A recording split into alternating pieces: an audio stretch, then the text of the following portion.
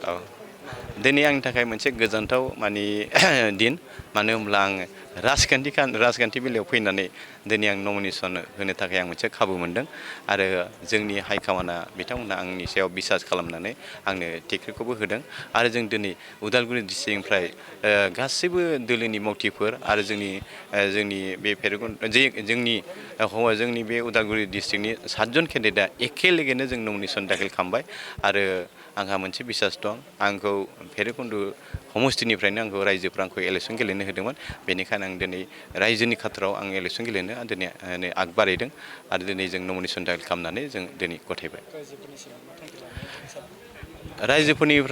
रायजोफोरा आंखौनो इलेक्सन गेलेनो होदोंमोन आरो रायजोफोरनि आङो गांनाय उखैनायखौ आङो मोनफ्रोमखौबो आं सुफुंनो हागोन होननानै आसा दङ आरो जोंनि बिटिसि ओनसोलनि रांखावरिनि अनगायैबो आङो स्टेट सरकार बा आसाम सरकारनिफ्राय लाबोनानै आंनि भैरबकुन्द ओनसोलाव आं जौगानायनि खामानि मावगोन होननानै आं मोनसे थांखि लादों।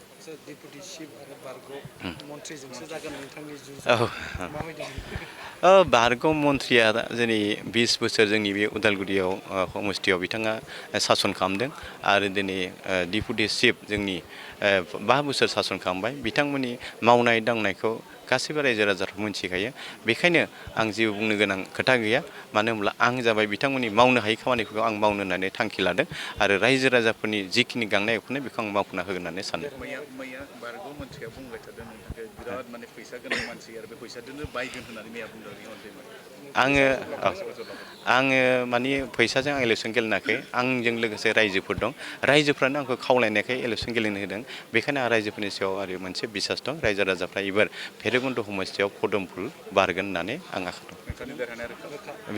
देरहानायाथ' एकदम 100% सियर मानो होनब्ला रायजो राजाफ्रानो एकदमबारे दा बर्थमान भैरबकुन्द समस्तियाव बयबो उत्साहै बयबो रंजानाय मोनदों दे।